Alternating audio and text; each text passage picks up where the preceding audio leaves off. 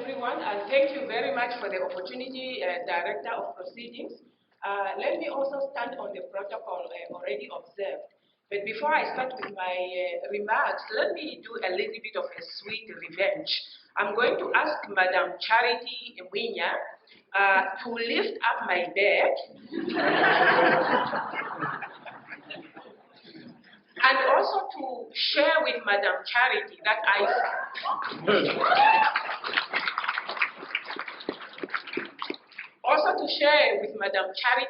left my wrapper at home. My material was bought in Tanzania, and the bag was sewn in Namibia at Namibia Craft Center. That shows that we are actually giving meaning to the African Continental Free Trade Area. Having said that, the Ministry of Works and Transport, and in particular the transport sector, we are very delighted to be part of this very important launch of the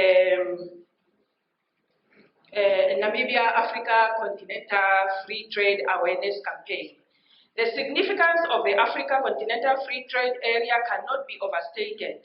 It is one of the world's largest free trade area since the establishment of the World Trade Organization in 1994. For Africa, the Africa Continental Free Trade Area is one of the first steps in implementing Agenda 2063, as it promises to increase intra-Africa trade through deeper levels of trade liberalization and enhance regulatory harmonization and coordination to ultimately achieve the goal of the Africa Continental Free Trade Area to create a single market for goods and services. Ladies and gentlemen, how can the transport sector contribute to this Africa Continental Free Trade Area goal of a single market of goods and services, one may ask? The transport sector serves as a backbone of any economy and a complementary engine of growth.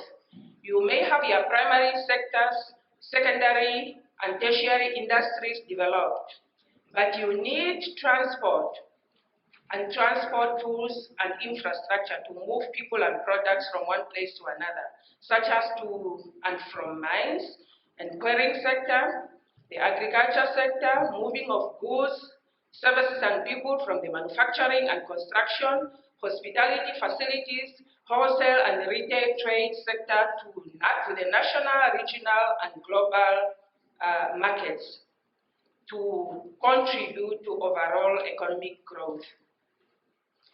From the Ministry of Works and Transport perspective, and coupled with the fact that people and cargo move across borders, a number of transport, bilateral and multilateral agreements have been developed and entered into with several countries on the African continent and internationally.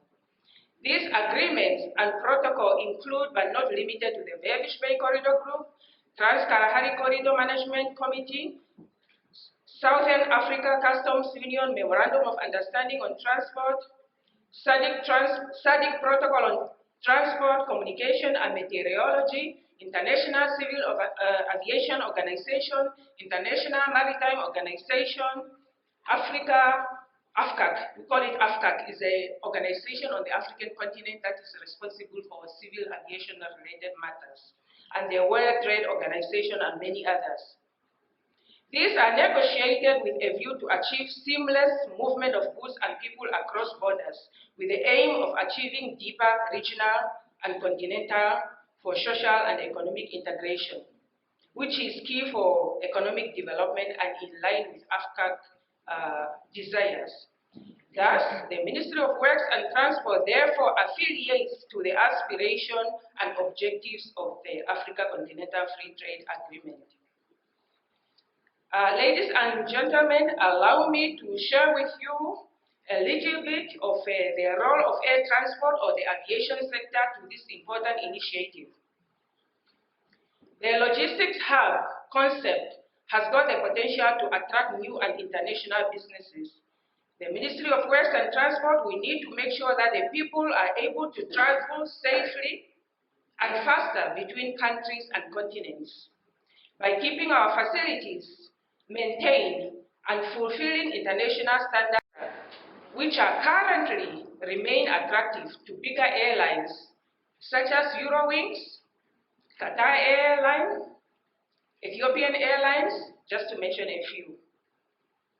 Given the importance of the aviation subsector in the transport sector, the Ministry of Works and Transport have continued to provide economic regulatory oversight functions and have even went a step further, advancing the idea of gradual moving from bilateral air service agreements, which we call BASA, to opening up the sky.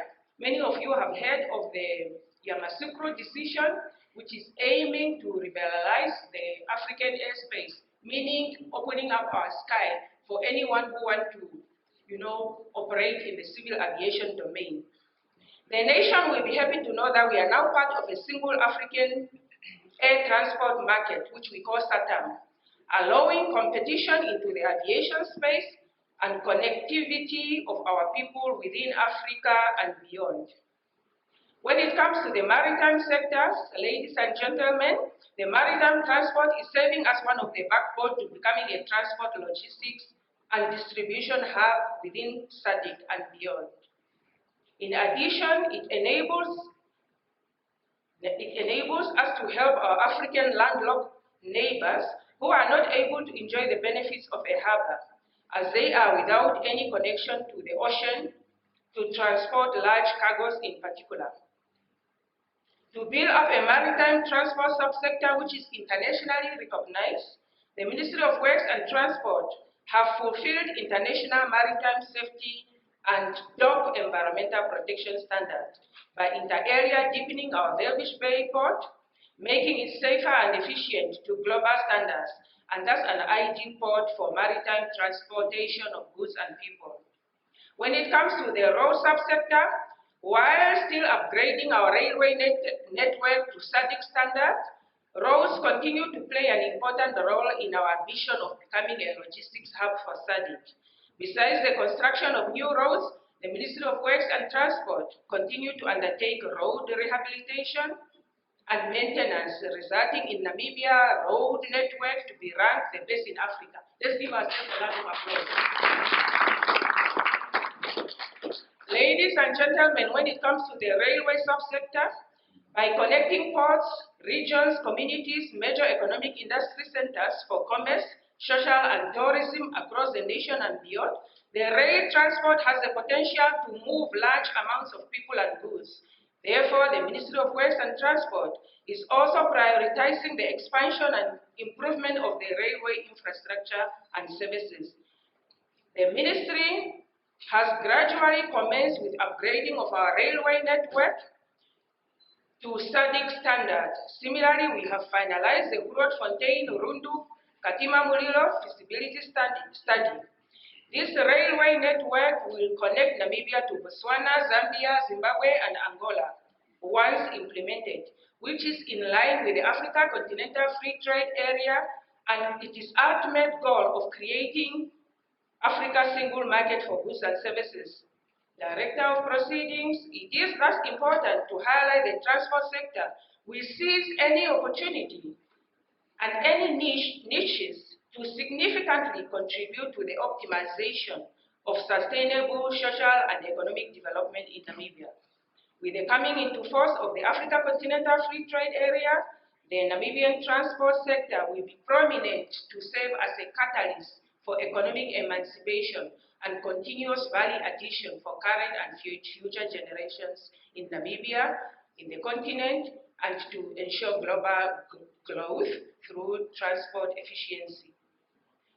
I should also highlight that the ministry also chaired a number of corridors, namely the corridors that are managing the transport sector, and those are tasked, among others, with the simplification of procedures and the harmonization and regulations that are key in achieving the envisaged deeper regional integration.